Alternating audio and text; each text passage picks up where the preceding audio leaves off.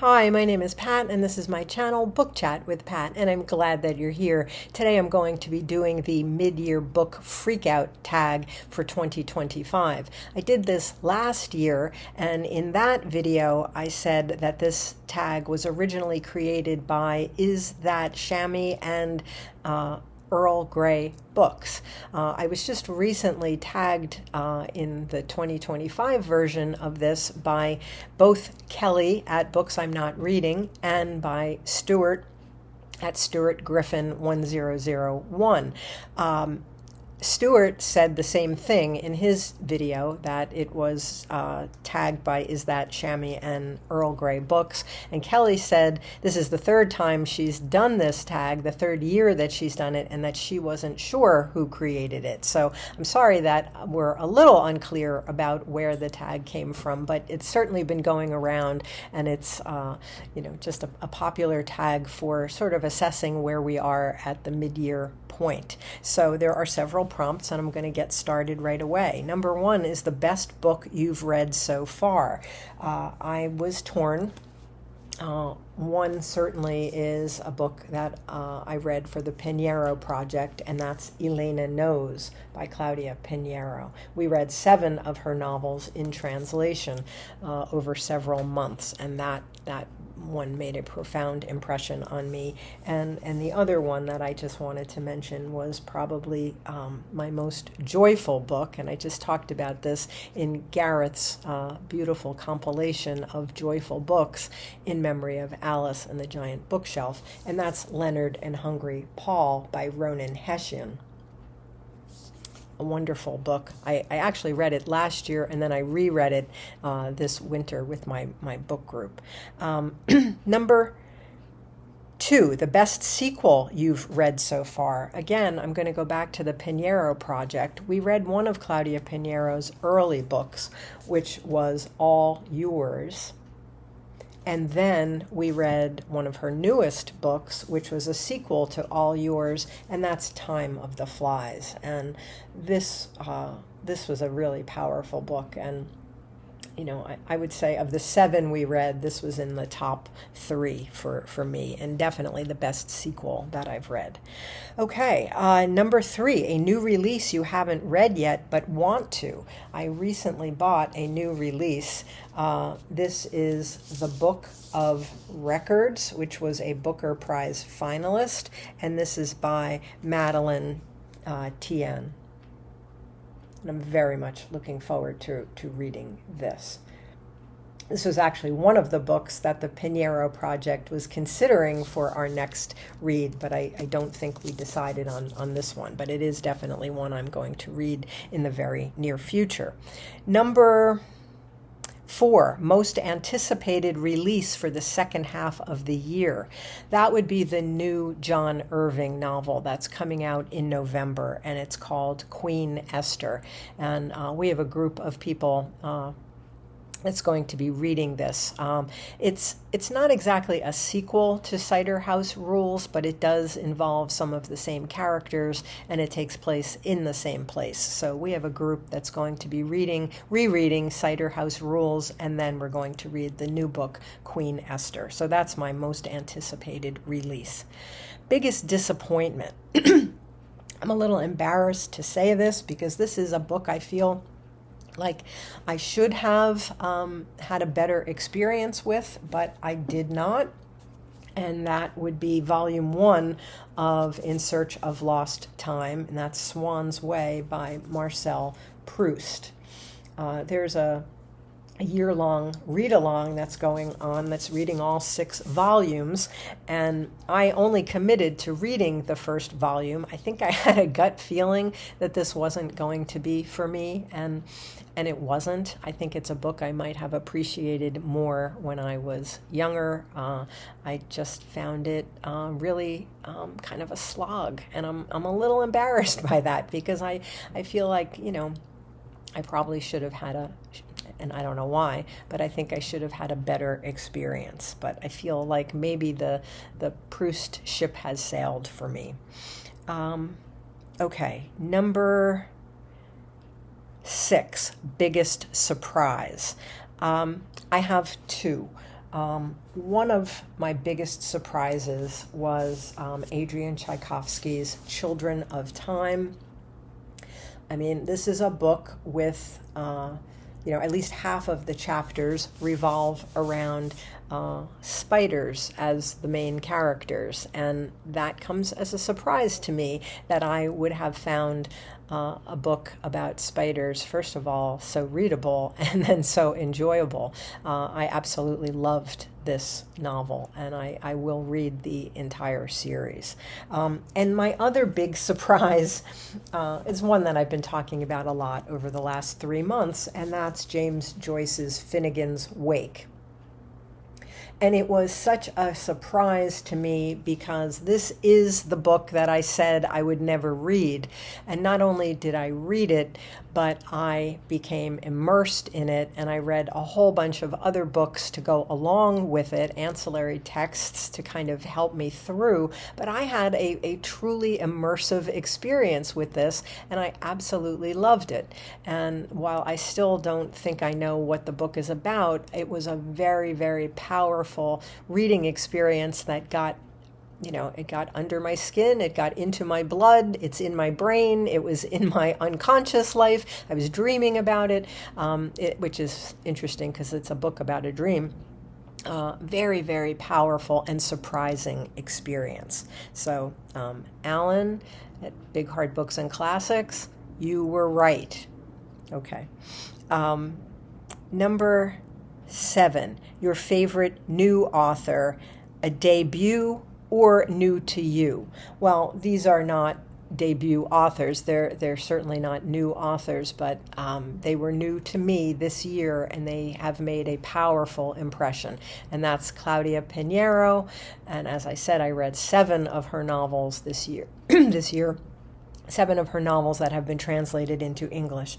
And Adrian Tchaikovsky, great new discovery for me, and someone I will definitely read around in much, much more. Number 8, newest fictional crush. I don't know how to answer that. I don't really have fictional crushes, but if I had to pick a most endearing character, a character I would love to have as a friend, I think it would be Leonard in Leonard and Hungry Paul, which I've talked about a lot. Number 9, newest favorite character. Well, this is not a new character to me, and it's certainly not a new read. A book that I have read many times is John Steinbeck's The Grapes of Wrath, and I just reread it in the month of June for the Summer of Steinbeck. And I think the character of Ma Jode, while she certainly is not new to me, she's someone I've known for a long, long time. I did love coming back to this book after not having read it for several years, and she is certainly the character who has made the strongest impression on me. She's known, we're told early in the novel that she is the citadel of the Jode family. She's certainly a character of tremendous strength, and one that just really impressed me and will stay with me, I think, for a long time. Number 10, the book that made you cry, the saddest book you have read. This is not the saddest book that I've read. It actually had a very uplifting ending, but it definitely made me cry. And that's a book that I read last year, but I reread this year with my book group, and that's Shelby Van Pelt's Remarkably Bright Creatures. And it's a book that made me cry the first time I read it, and when I reread it with my book group, it made me cry again in the same places, and my book group had a very similar experience of that. They also, many people in the group found themselves crying over it. Number 11, a book that made you happy.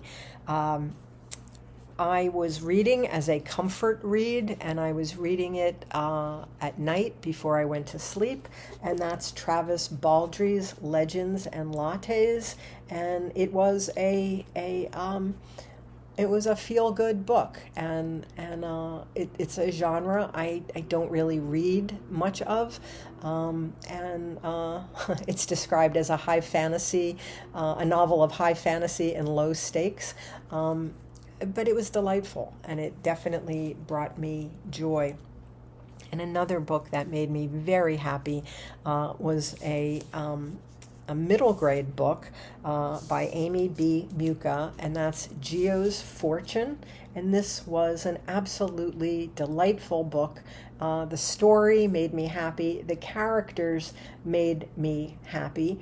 And I was also happy because this author was a student of mine very early in my teaching career, and she reached out to me and sent me a copy of this pre-publication, and I read it right away, and the whole experience made me happy. Hearing from this wonderful student after all these years, and then reading her beautiful, delightful book.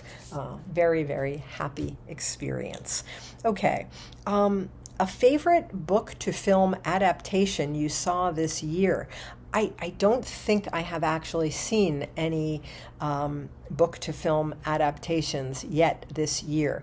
The most powerful one that I saw, and I think it was last year, was Claire Keegan's Foster, one of the most powerful books I read last year, and the movie that was made from this, The Quiet Girl, an Irish film, absolutely magnificent film. But that was not this year. I'm sure I saw this film last year. I just don't watch a lot of films these days, and so I don't have any to talk about right now. Number 13, the favorite review you've written this year. Booktube version, the favorite video you have done so far in this year. I think the final video that I did just recently, my reflections on reading Finnegan's Wake, I think that was probably my favorite video that I've made, certainly in the recent past. I don't know that I did such a great review of Finnegan's Wake, but I tried to at least talk about, what I think the book is about and why I think it's important, and more importantly to me, I guess, why it was such a powerful experience for me to read this book that I said I would never read.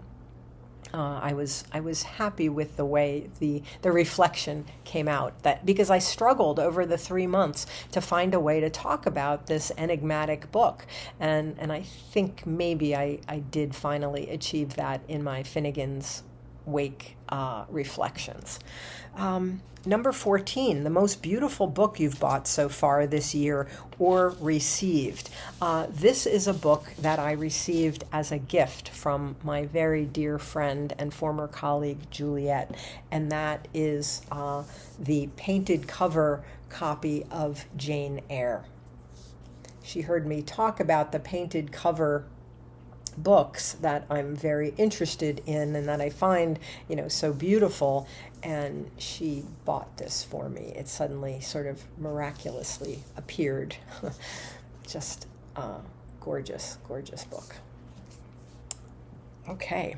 Number 15, what books do you need to read by the end of the year? Well, I don't know that I need to read anything by the end of the year, but I'm going to just mention a couple of books that I will be reading before the end of the year because they are either buddy reads or important group reads that I've signed on to read. In August, I am going to be participating in a group that is started by my friend Thomas, and that is, we're going to be reading the complete works, or the complete poetry of T.S. Eliot. This will be in August. And there's a group that's going to be meeting on Discord to talk about T.S. Eliot.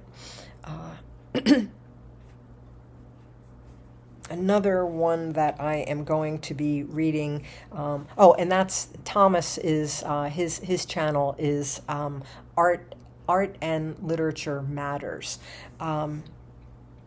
another book that I'm going to be reading in the near future. This will be a buddy read with my friend Jack at Spread Book Joy.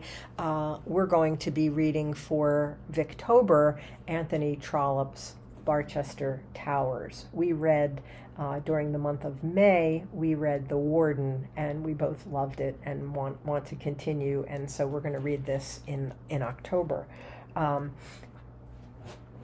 In July, with the Summer of Steinbeck, I'm going to be rereading East of Eden. I have committed to that. Also in August, with Faulkner in August, I will be reading Go Down Moses. This is the group read for Faulkner in August. I also have a July buddy read with my friend Alex at Alex Unabridged, and we're going to be reading Connie Willis's Doomsday Book, which is the first book in the Oxford Time Travel series.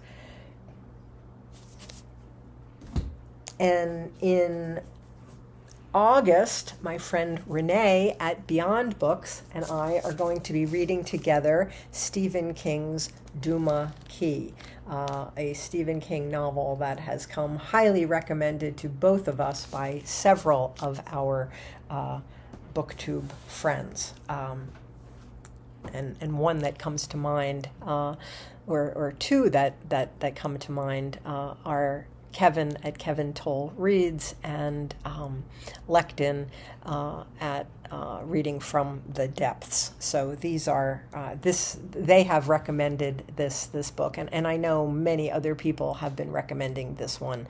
I think Troy has also recommended it, Troy Tradup. So it just keeps coming up. People keep talking about it. So that is one that Renee and I are going to read together. So while none of these are things I have to read, they're all things that I am planning to read and that I am looking forward to reading. Okay, and then the last prompt is to tag others. Well, if you haven't yet done the mid-year freakout and you would like to, please consider yourself tagged. But as I always do, I'm going to tag some people in the notes below. This is a really fun tag to just sort of assess where we are and where we're going with the rest of the year. So, as always, I thank you for watching. I hope that you're doing well. I'll speak with you again soon. Take care.